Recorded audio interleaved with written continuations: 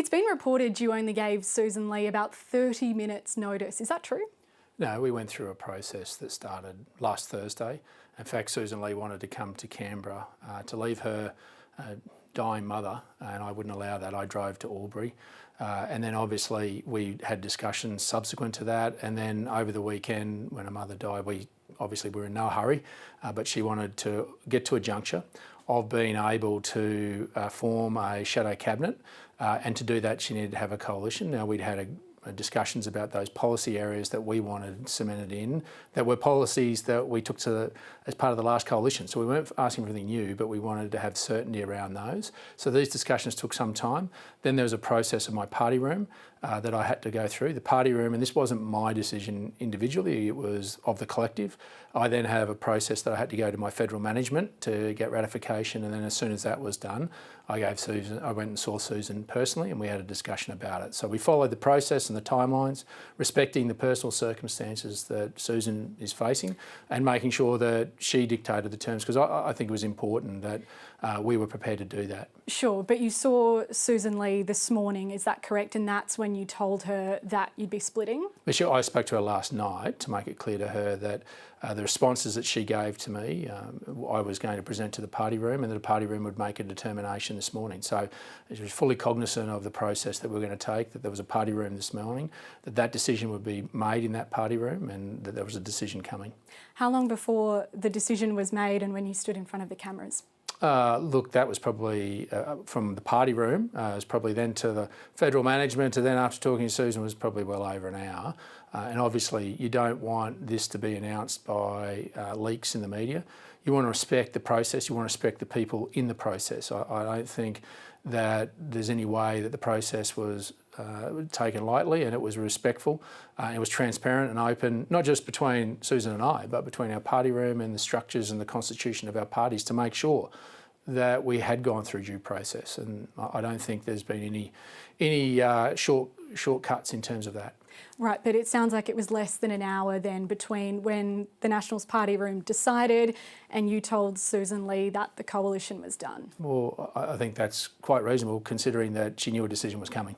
I made it clear to Sussan last night that a decision would be predicated in that room at 8 a.m. this morning, and when that was done, I would advise her of the outcome. And I didn't want her to hear that in the media. I think we showed the respect that she deserved, and our two parties deserved, that it wasn't reported in the media, that I had the opportunity to go through my processes and eyeball her and tell her to her face exactly the decision of our party room.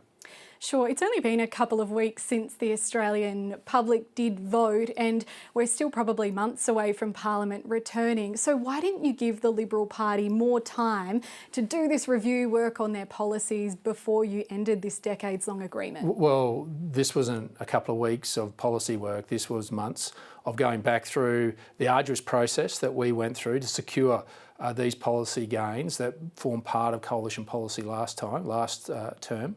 And so that was going to take months. It wasn't a matter of weeks. And what I wanted to do was make sure that there was stability, and that if we made a decision, it wasn't in 12 months' time when these decisions, and we didn't have certainty, that we pulled the pin on a coalition. That would have been chaos.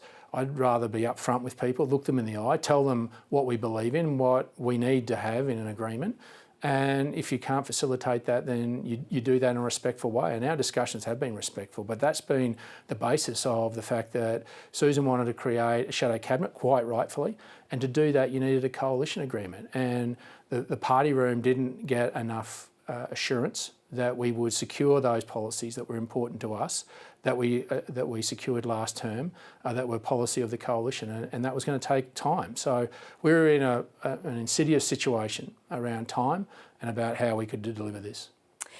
There's been some comparisons today to a breakup. We heard that from your own Kevin Hogan. It sounds like, from what you're saying, there were irreconcilable differences. We sometimes hear that in breakups and divorces. Is that what this is? Well, this was a principled decision based on policies that were very important to the people we represent. This would change. There was just no chance that you guys we couldn't get assurance that this would be secured into the future because of the elongated processes that would take. And at the end of it, we couldn't be assured that the policies that we had agreed to previously would continue on. So the process and the time that we had was the constraint and obviously the difficulty in the decision that we made, because it was a difficult decision, and it was a decision that was thrust upon us in a timeline, and that's not necessarily Sussan's fault. I've got to say Sussan committed to a long process of re-engaging on these policies, but these are policies that took a long time to formulate and got coalition support last election that were very important. And I've got to say the Nationals don't ask for a lot. We only ask for the most important things, and many times we're happy to support our Liberal colleagues in things that don't necessarily fit with our philosophy all the time, but these were very important ones to us that we weren't prepared to walk past and would change the lives of the people we represent. And that's the privileged position I've been given to sit in this place. I want to look my people in the eye, say I've stood for something. I'm going to try and change their lives. And if that means some tough conversations and some tough decisions, I'm prepared to make them. I want to leave a legacy for those people. I don't want to shirk any decisions. David Littleproud, that time was one of the key factors here, and why was that such a key factor when you're now going to be in opposition, or the Liberals now are going to be in opposition for 3 years? Well, because this was principle that we thought was coalition policy and should remain coalition policy. We wanted to have that assurance that it would remain. And to get that assurance was going to take time, because Sussan Ley quite rightfully wanted to create a shadow cabinet that we would have to sign a coalition agreement to.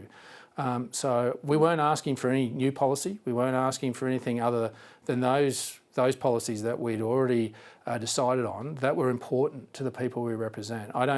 It was more a principled position than anything else, and the timing. I respect that Sussan wants to take a more careful and more considered approach to that. That's her right. But with that came the fact that the Nationals didn't have the ability to have confidence that they would get to that position.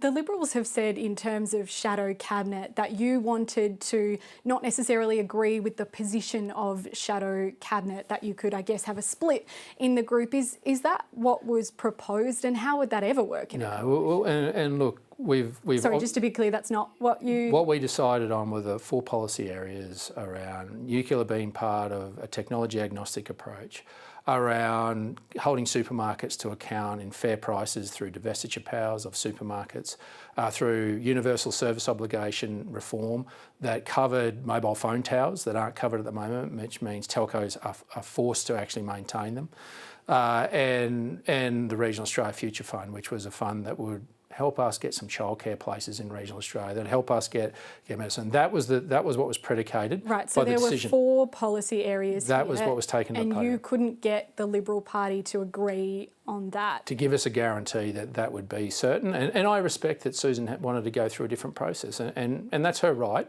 as it is our right to make that decision. Sure. Isn't the usual process, though, of shadow cabinet that you just kind of divvy up the portfolios and then you work out policy later? Why was this done differently? Well, there are a number of policies that can continue on as part of a coalition, and in terms of the discussions we have that are important, important principles to the National Party, as there are some with the Liberal Party. We respect that, and all we were asking for was that to be respected and continued on with.